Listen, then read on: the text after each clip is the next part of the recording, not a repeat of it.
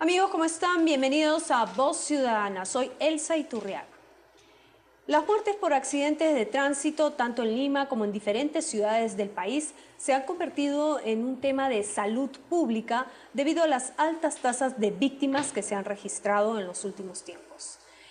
Para darnos una idea, el año pasado, de 102.808 accidentes, produjeron 3.168 muertes. Y según cifras del Ministerio de Transportes y Comunicaciones, el 56% de esos casos se registraron en Lima, en nuestra capital. De enero a marzo del presente año se han originado 550 accidentes de tránsito con innumerables muertos. Todo indica que esa cifra, si es que no se toman cartas en el asunto, podría hasta duplicarse, por lo que es urgente y necesario reformar todo el sistema de transporte público. Para hablar sobre ese tema, hemos invitado al ingeniero Alejandro Chang Chiang, ex viceministro de Transportes y Comunicaciones que durante el periodo 2011 a 2013, y Alejandro Silva Reina, defensor municipal de víctimas de accidentes de tránsito de la Municipalidad Metropolitana de Lima. A ambos le damos la más cordial bienvenida. Muchas gracias. Antes de iniciar este diálogo, esta conversación, vamos a ver una breve encuesta para ver cuál es la percepción, por supuesto, de la ciudadanía respecto de este importante tema. Adelante. ¿Considera que hay un caos en el transporte acá en Lima? Sí, continúa, pero se nota la mejoría en el transporte. ¿En qué sentido? En que, por ejemplo, la avenida Bancay y la avenida Tacna, las licitadas, es más descongestionada, se avanza mejor, ¿no? Hay un mejor despliegue. Debería ser mejor el transporte, claro, el servicio, porque mire cómo estamos todos parados, estamos esperando. Es horrible. ¿En qué sentido? ¿En qué? Porque se quedan atracados, se pasan la luz roja, no te dejan el parado que quieres, te dejan donde ellos quieren. El caos siempre ha existido. Mira ahorita, a ver, no respetan, y si el carro está lleno, las embarazadas ya no nos dejan ni subir al carro. Es horrible, mire, inclusive habiendo paraderos, los carros los dejan donde les da la gana. La verdad que lamentablemente es un caos muy álgido que las autoridades tienen que tratar de resolver esto. A pesar de que existen funciones definidas en determinadas entidades del Estado, como el Ministerio de Transportes y Comunicaciones y también los municipios, especialmente de Lima Metropolitana, la percepción de la mayoría de la ciudadanía es que no existe un ente rector y que las sanciones no son tan severas. Muchos de los casos quedan impunes. Esta sensación, digamos, de descontrol de la situación, ¿cómo la podemos definir? ¿Qué es lo que está pasando? ¿Por qué hemos llegado a este punto? Empezamos con usted, doctor ingeniero Chang. En primer lugar, tenemos un problema de la sociedad en su conjunto. El problema de la sociedad en su conjunto es que hay una cultura de no cumplimiento de normas, por un lado. Y eso se origina porque hay impunidad, porque los órganos de fiscalizadores no son tan eficaces y hay demasiada impunidad respecto a aquellos infractores que cometen alguna falta. Ese es el primer concepto que se tiene. El problema fundamental que se presenta en estos accidentes de tránsito se origina por el caso de que hay dilución de responsabilidades.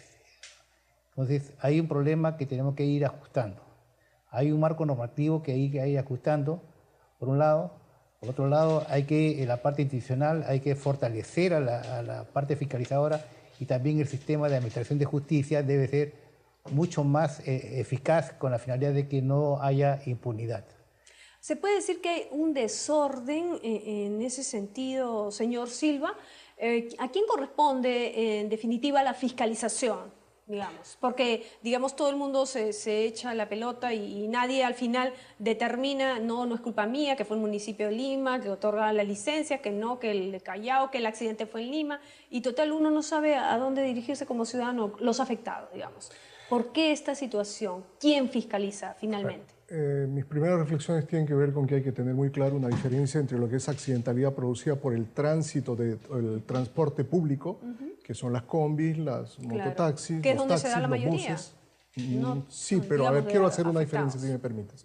Y otro es la accidentalidad del tránsito privado. Claro. El transporte público, sin duda alguna, es el principal generador de la accidentalidad en la ciudad de Lima. Probablemente cerca del 40% de los accidentes son cometidos por vehículos de transporte público de diferente tipo.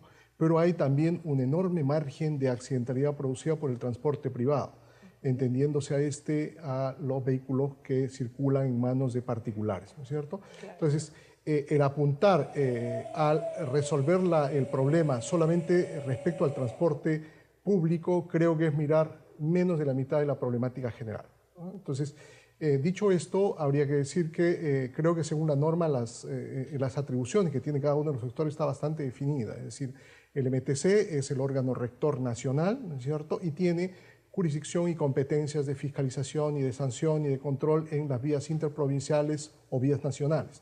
En el caso del ámbito urbano, tienen las municipalidades provinciales este rol respecto al transporte público.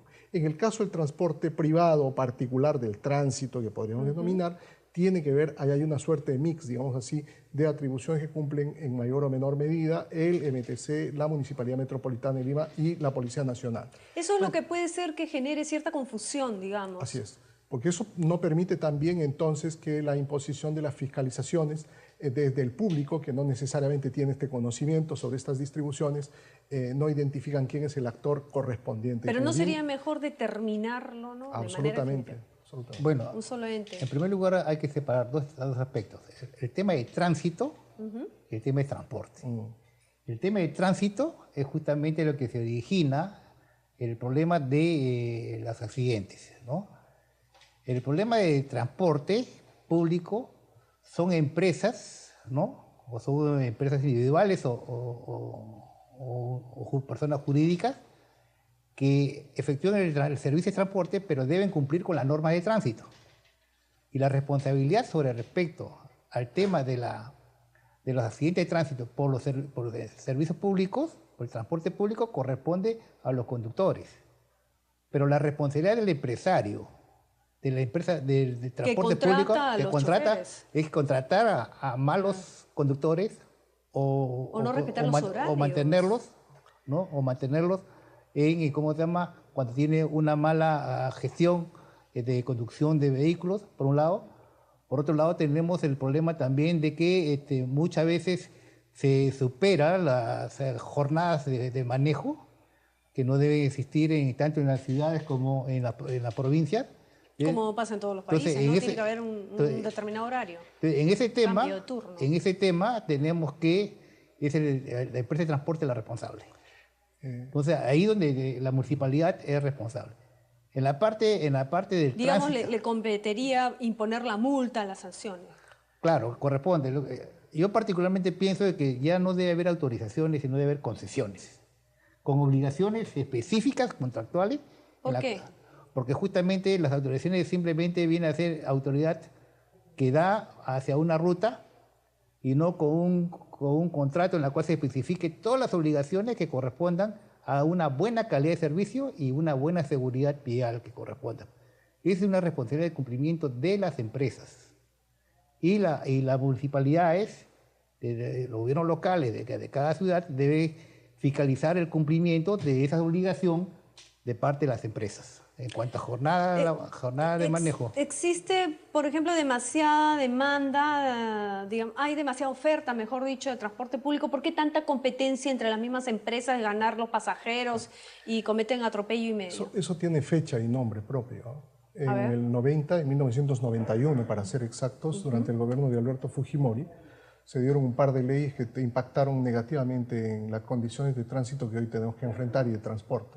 Una norma tuvo que ver con como para generar opciones de trabajo, fue, creo, en aquella época, fue el argumento, digamos, ese fue el argumento, la liberalización del transporte que permitió, en primer lugar, el ingreso masivo de clústeres, combis, autos con timón cambiado que no respondían a ningún tipo de criterios técnicos de seguridad. Pero del 90 a la fecha no se ha hecho nada. Si me permite, y ese es el otro asunto. Luego de eso se dio una regulación a nivel municipal que permitía justamente autorizaciones, como bien se señala acá, que al final lo único que hacían era concesionar rutas indistintamente bajo el criterio de liberalización del mercado, y tenemos entonces ahora una enorme superposición de rutas que convierten a Lima en realidad en una suerte de plato de tallarines donde las rutas se superponen, se entrecruzan y demás. Pero no solamente eso, sino que además hay un modelo perverso que nosotros denominamos modelo comisionista afiliador, que son empresas cascarones, ¿no es cierto?, que no tienen la mayoría de ellas inclusive unidades, y le otorgan esta suerte de préstamo del letrerito, Orión, Solimar, Translima, etcétera, etcétera, y estas personas alquilan sus vehículos a palancas o a choferes que tienen que justamente recursearse durante un trabajo de 14 o 15 horas diarias. Y eso se puede decir que son los genera que el correteo. digamos. Entonces hay una sobreoferta de ruta que en todo caso intenta ser modificado sustantivamente por la propuesta de reforma del transporte que desde la Municipalidad Metropolitana de Lima se está empujando. O sea, la idea es convertir sustantivamente el modelo de transporte que hoy existe por otro que sea mucho más eficiente y que tenga además no empresas solamente de nombre o de título, sino que sean empresas que sean propietarias de los vehículos y que llegado el momento respondan por las responsabilidades de los accidentes. Requisitos, ¿no? Absolutamente. Uno de los principales problemas es que estas empresas, las actuales, cuando ocurre un accidente de tránsito, no responden por ninguno de los accidentes de tránsito que han generado en Lima. O sea, no hay, hasta este momento, desde nuestra experiencia en la Defensoría de Víctimas, ninguna empresa de transportes que haya pagado una reparación civil, pese a que hay ya algunos casos interesantes, reparaciones civiles importantes que los jueces han emitido. Pero en este reordenamiento, ¿no? En todo caso, el ministerio es, digamos, el ente rector, es el que va a poder, tiene la capacidad, la logística para asumir toda esta responsabilidad. No, el Ministerio de Transporte, como ente rector, debe dar la normativa correspondiente. Y la municipalidad debe tener un efecto de descentralización, el que debe tener la potestad y la facultad de justamente de regular el transporte. Pero, por ejemplo, el SAT ha dicho que no tiene la capacidad ni la logística para poder... El SAT es un organismo para recaudar tributos. No es, como se llama, parte del transporte, cobrar tributos y multas.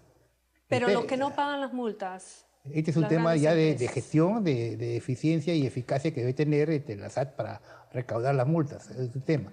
Pero lo fundamental, como dijo el señor Silva, respecto al tema de que todas estas condiciones se han generado por una liberalidad del año 90 y que no se ha corregido a través del tiempo, en la cual tenemos justamente contratos que deben haber o concesiones ahora con empresas sólidas y que se hagan responsables con todas las obligaciones que deben tener justamente una empresa de transporte. Debe tener, primero, servicio de calidad de transporte, que es pésimo actualmente en Lima y en todas las provincias, y además tenemos el problema de los mototaxis, que es otro problema también de seguridad vial. Ese es un tema fundamental para poder... bueno, eso también en provincia y en los conos, digamos. Sí, en todas partes eso justamente está originando de que tengamos problemas de seguridad vial y eso tenemos que cambiar. Por ejemplo, yo soy partidario, por ejemplo, no sé por qué razón, claro, es por recursos, de que el transporte público está en las carreteras. Yo también atenta contra la seguridad vial, ¿no? O sea, tenemos que cambiar todo el sistema. Bueno, pero hay zonas que es imposible. ¿Por dónde lo va a cambiar? Por ejemplo, en la carretera central de Chosica, la gente que se tiene que trasladar a Lima, obligado tiene que ir por la carretera central. ¿Por dónde va a ir? Lamentablemente se tiene que haber crecido la infraestructura urbana. La carretera es para justamente a nivel nacional. Mayor infraestructura cuando cruzan la ciudad, digamos. Claro, cuando cruza la ciudad debe ser un viaducto que en la cual el transporte público no debe existir, pues el transporte privado o de carga, ¿no? Claro, todo ese ordenamiento no está. El problema es integral, ¿no? Es una cosa que no es tan sencilla, ¿no? No solo es de normas, sino también de gestión, de obra, recursos. De gestión, sí. Más o menos hemos dado un diagnóstico general de esta situación. Vamos a redondear la idea luego de una breve pausa en nuestro segundo bloque y, por supuesto, dar posibles alternativas de solución a este grave problema y también qué se puede hacer desde el Parlamento Nacional. Regresamos con más aquí en Voz Ciudadana. No se mueva.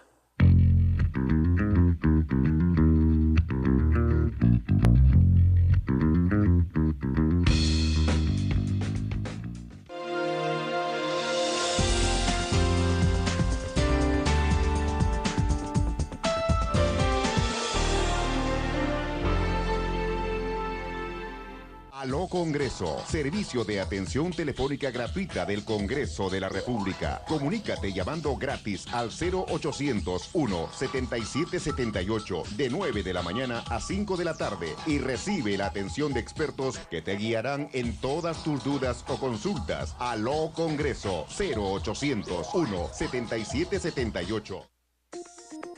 ¿Necesitas efectivo? ¿Qué esperas?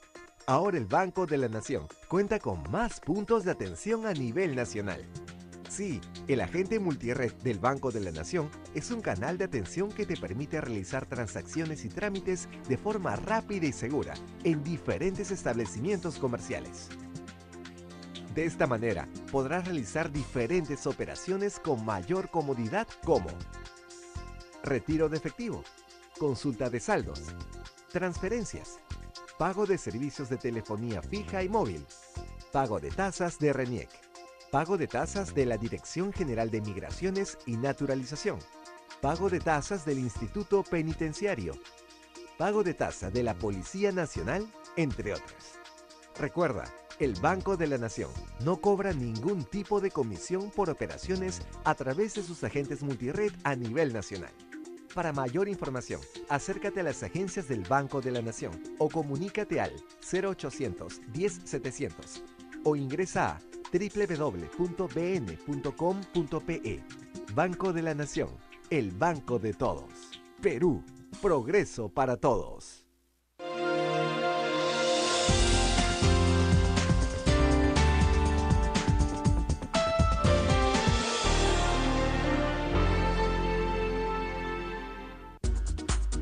Este domingo 27 de abril, el Parlamento te invita a visitar el Palacio Legislativo y el Museo del Congreso y la Inquisición. Tú y tu familia podrán conocer sus instalaciones completamente gratis. Conocerás la historia y la arquitectura de los ambientes del recinto parlamentario y del museo, además de las obras artísticas que posee el primer poder del Estado. Este domingo 27 de abril, acércate con tu DNI o con tu pasaporte. Si quieres más información, llama a la línea gratuita de Aló Congreso 0800 17778. Te esperamos. El Congreso de la República, con el apoyo técnico de la Organización de los Estados Americanos, organizará el primer encuentro interamericano de presidentes de poderes legislativos. Gracias a un memorándum de entendimiento firmado en Washington entre el Parlamento Nacional y la OEA, este 18 de julio, Lima será sede de este histórico encuentro entre los representantes de los congresos de los 35 países miembros de este organismo regional.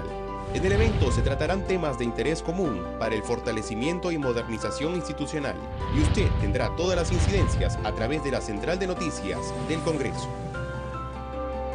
El primer encuentro interamericano de presidentes de poderes legislativos.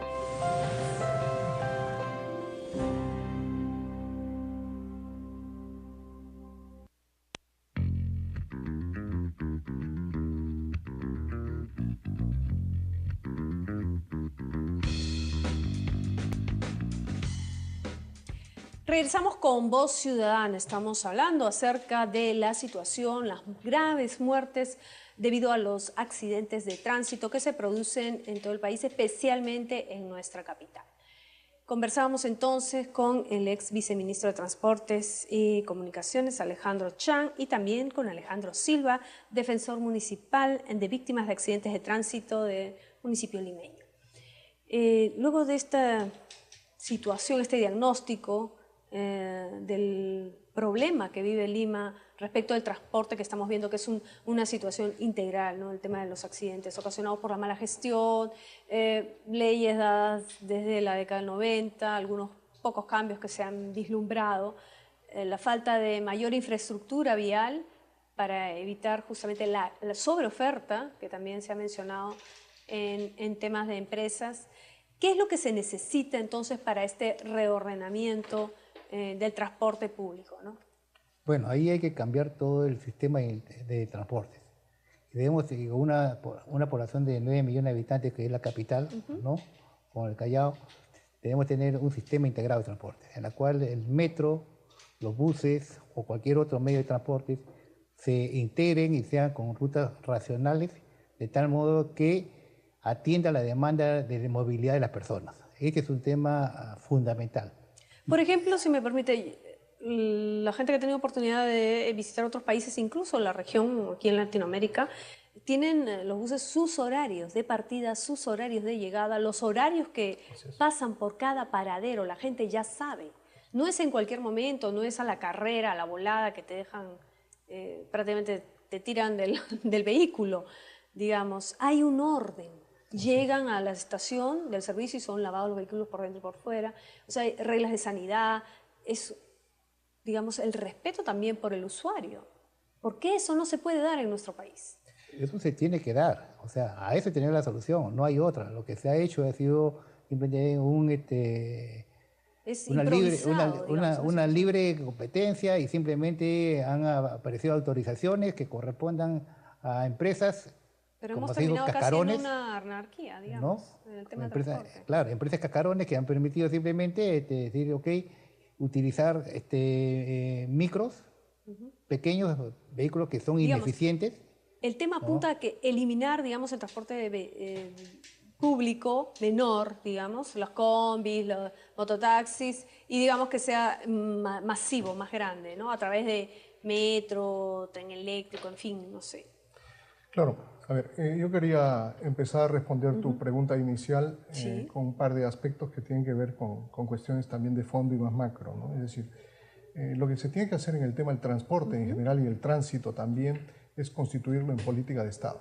O sea, lo que existen acá son respuestas que algunas gestiones de gobierno nacional o subnacionales han ido dictando, pero que no tienen muchas veces coherencia o armonización entre sí. Se tiene que constituir una política de Estado que permita, en primer lugar, establecer, por ejemplo, procesos de mediano o largo plazo, como es el tema de la educación vial. O sea, somos un país, lo ha dicho el ingeniero, sin cultura vial. Y ese es un problema gravísimo, porque cualquier persona que sube a manejar, si no tiene conciencia sobre sus obligaciones, sea chofer de combi o chofer de un Mercedes-Benz, igual va a manejar a 120 kilómetros por hora donde no debe hacerlo, no va a respetar los semáforos, etc. O sea, ese tema es vital.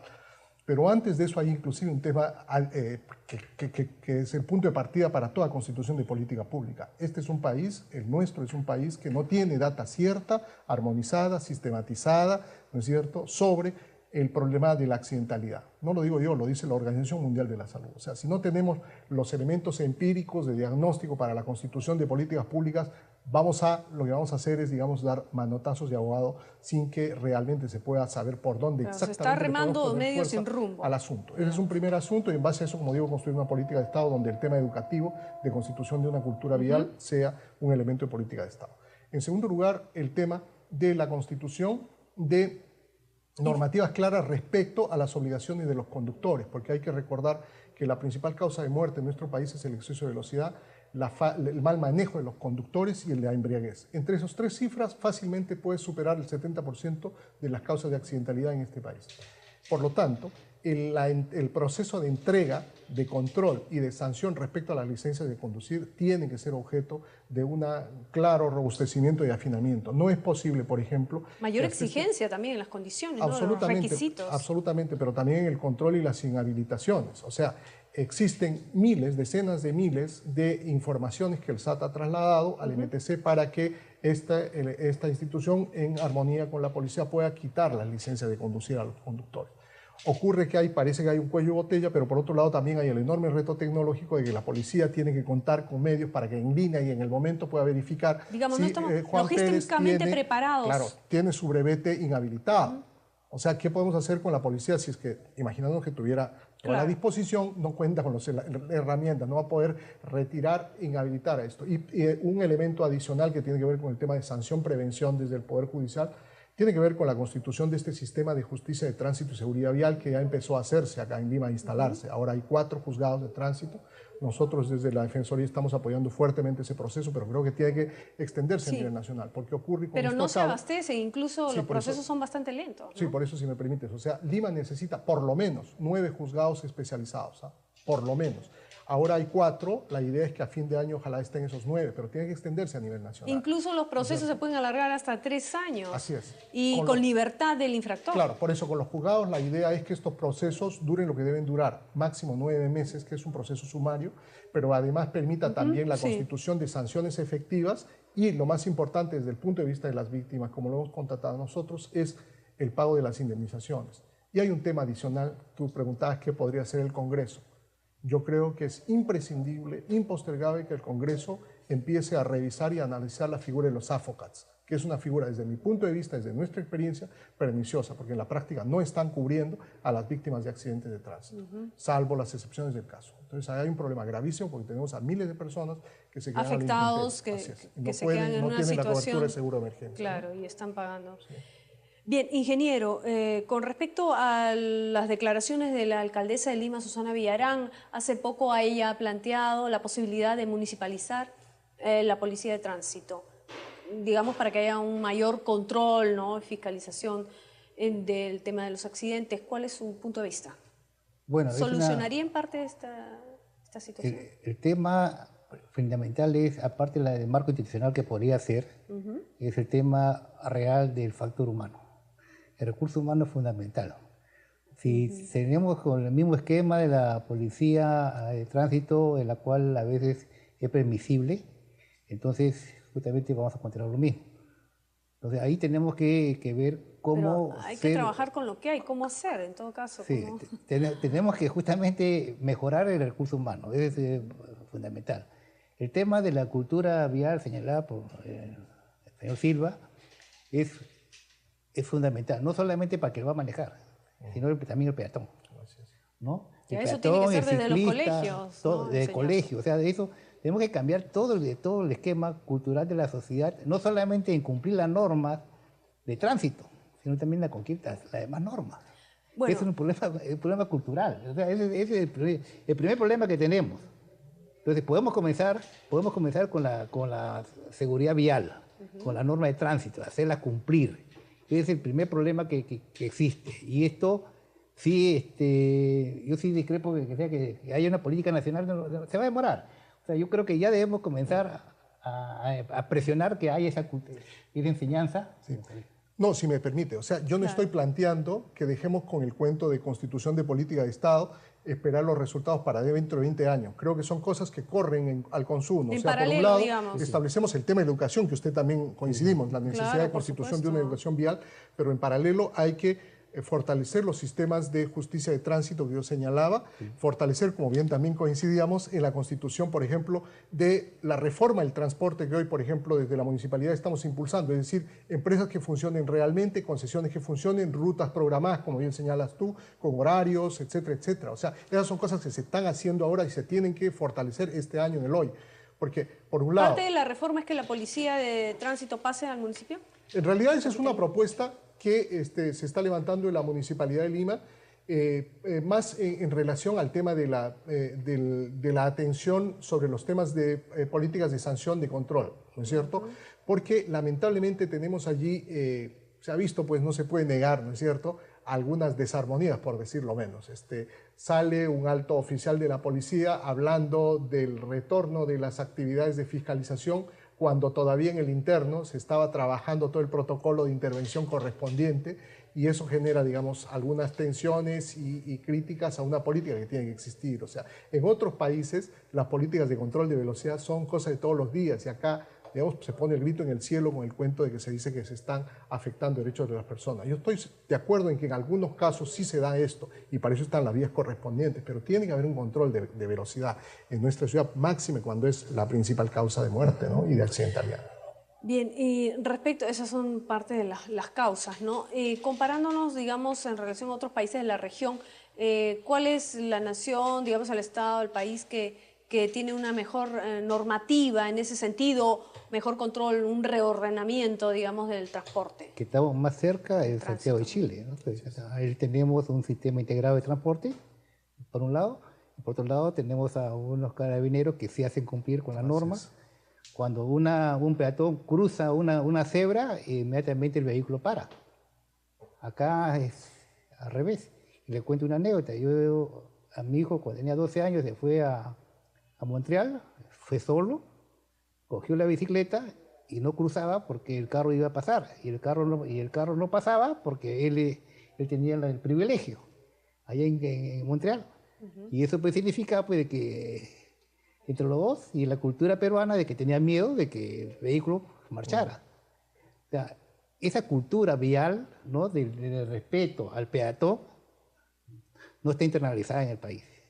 Este es un tema fundamental. Por eso es de la cultura, que hemos hablado, la educación vial, y en la cual los conductores respeten la norma de tránsito, tanto de velocidad como el respeto de la prioridad al peatón. Todo esto es necesario impulsarlo a nivel de educación, y además a los padres de los alumnos que también respeten. Porque de nada vale claro, que es el ejemplo, ¿no? Claro, de nada vale que el colegio le enseñe cuando los padres no respetan. Tenemos que, claro, tiene que haber un punto de partida de todas maneras, ¿no? En ese sentido. Bueno, en resumidas cuentas, este tema que es integral, ¿no? Educación vial, mejores normas, establecer bien la rectoría, digamos, y yo creo del que control y fiscalización. El implementar y apoyar la reforma del transporte también, que se viene dando, ¿no? O sea, por eso supuesto, tiene que apoyar la ver reforma del justamente con lo que tú bien señalas, es decir, un transporte público ordenado con unidades grandes que permitan controles de velocidad, que existan horarios que permitan entonces que no haya este correteo. Y eso pasa también por reconocer los derechos de los choferes que manejan estas unidades. Fíjese, en el caso del Metropolitano, que podríamos decir es una muestra de cómo funcionaría un sistema como este en todo Lima. No hay prácticamente, en lo que va de toda la experiencia del Metropolitano, personas que hayan fallecido en las líneas alimentadoras, en las líneas alimentadoras. En la línea central han habido unos cuantos incidentes fatales, la verdad, pero en la mayoría de los casos, por no decir en todos, ha sido por culpa del peatón, lamentablemente, ¿no? Pero imprudencia. Así es, lo que quiero decir es, sí puede funcionar un sistema como este en Lima, entonces hay que darle la oportunidad de que ocurra, ¿no? Ese es un tema importante. Y el otro, como vuelvo a insistir, el tema de la sanción que tiene que darse por parte del Poder Judicial, Claro. establecimiento de este sistema, ¿no? Suficiente, digamos, el tema de las sanciones, no necesariamente tienen que ser más severas. Básicamente el reordenamiento. Ese ordenamiento inicialmente, yo creo que hay que ser tomadas medidas de corto plazo, inmediatas, para comenzar a paliar el problema. Y el segundo tema es también de largo plazo. Y largo plazo pasa por un ordenamiento del transporte público, por un lado, una racionalidad del uso del suelo, que es el caso de los vehículos pequeños, no ese por un lado. Y todo esto, para mi modo de ver, va a llegar a una... infraestructura vial. No solamente infraestructura vial, que corresponde a una reconversión urbana. Muchas gracias. ¿No? De todo esto cambia, ¿no? Solo una pequeña cosa, en el caso del Poder Judicial... Estamos volando ya en tiempo. Bueno, nada, sí. En todo caso sé sí. que hay un tema... No, pero hay un tema, fíjate, no hay necesidad de cambios normativos. O sea, lo que dice muchas veces la gente dice, no, las penas están muy bajas en el Código Penal. Eso es no hacerlas verdad. cumplir, simplemente. No, claro, porque lamentablemente cuando ocurre un accidente de tránsito, ¿cuál es el comportamiento del agresor? En primer lugar, como vuelvo a insistir, o es exceso de velocidad, o es alcohol, o mal manejo. Eso de por sí ya genera una responsabilidad, lo que se llama la conducta de riesgo. La lesión en sí misma, ya tienes 2 delitos. Lo tercero es que deja a la persona tirada en el piso, abandono de personas de peligro, tienes 3 delitos, y fuga, 4 delitos. Lo que dice la norma es que tienen que aplicar sumatoria de penas. Y si tú aplicas sumatoria de penas, vas a tener penas de 10 o 12 o 15 años hasta 20, para aplicar. 20 no, te estoy dando los claro. rangos menores. O sea, lo que pasa es que los jueces tienen que cambiar de mentalidad y los fiscales también al momento de denunciar. Entonces, Claro, eso porque si no las penas son muy leves, son máximo 6 años. No hay necesidad de decir que las penas se tienen que modificar el Código Penal, no hay necesidad. Bien, listo, terminamos ya porque estamos volando en el tiempo. Les agradecemos su participación aquí en Voz Ciudadana y esperamos contar con ustedes en cualquier otra oportunidad. Llegamos al final de esta edición, nos esperamos en nuestro siguiente programa. Hasta entonces.